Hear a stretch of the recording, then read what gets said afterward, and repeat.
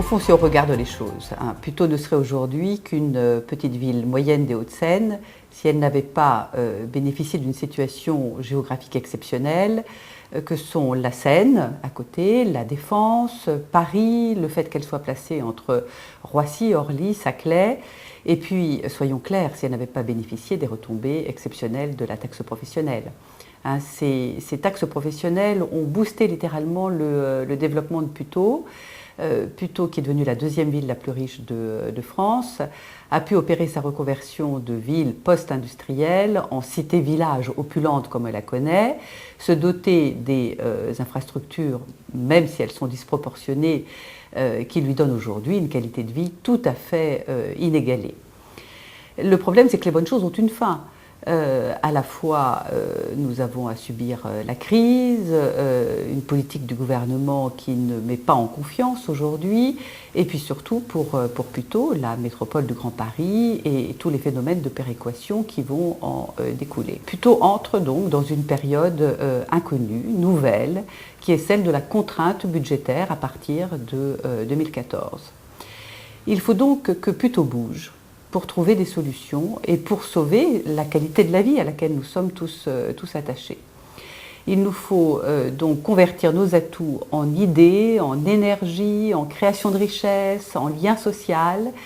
Et à partir de ce capital, Puteaux n'a aucune raison de ne pas devenir une ville phare, un laboratoire de créativité, un vivier d'expériences qui seront de nature à préserver tout ce que nous avons pu construire jusqu'à présent.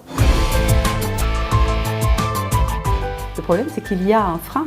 Le système familial qui tient Puteaux depuis 45 ans, qui a fondé toute sa durée de vie sur un clientélisme, le gaspillage, la peur, les affaires. C'est un système qui est usé jusqu'à la corde, un système à bout de souffle, qui cherche aujourd'hui à introduire une dernière génération qui n'a pas de compétences pour gérer la ville et qui finit par stériliser le développement de notre cité. Il faut ouvrir les fenêtres à Puteaux, faire circuler l'air, remettre Puteaux au cœur de son temps. Et franchement, Puteaux mérite mieux que ce qu'il vit actuellement et la bulle dans laquelle elle s'est enfermée n'est plus tenable.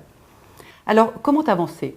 Notre ville est sociologiquement modérée, c'est une ville qui est peu tentée par les extrêmes, mais elle a peur du changement, alors que le changement est précisément sa bouée de sauvetage.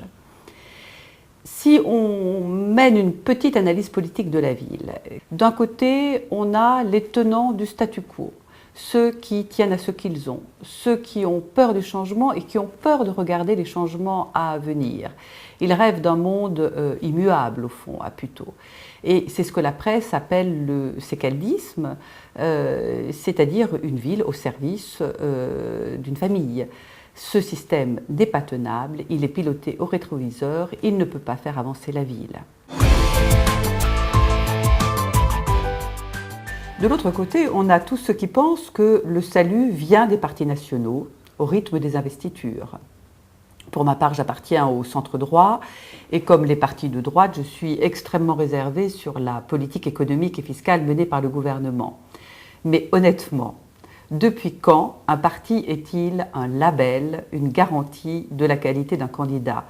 Il y a quand même beaucoup d'erreurs qui ont été commises dans notre département ces dernières années. J'en veux pour preuve les choix des investitures à Levallois-Perret et à Puteaux. À Neuilly, Jean-Christophe Fromentin n'a-t-il pas été choisi pour son projet plutôt que pour son appartenance ? Je pense aujourd'hui que le système des partis a montré un peu ses limites.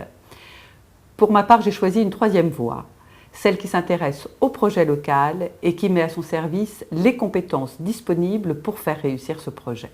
Je veux être le candidat de la transition, du passage d'un système fermé à un système ouvert, d'un système fini à un système durable, d'un système décrédibilisé à un système rayonnant, inclus dans un territoire, celui de la Défense, qui est très honnêtement la terre à labourer pour assurer l'avenir de notre ville. J'ai constitué avec la liste Puteaux en mouvement une équipe qui grandit chaque jour autour de ce projet. Il n'y a pas de place dans ce projet pour la peur des employés, la crainte de perdre quelque chose dans la ville, le silence, le non-dit. Je veux faire jaillir la vie à Puteaux, mobiliser les talents qui n'attendent que de s'exprimer, sortir des polémiques qui minent quotidiennement la vie de la ville. Je veux que Puteaux prenne son avenir en main et je vous invite à être nombreux à venir nous rejoindre. Il y va de l'avenir et de la qualité de vie de notre ville.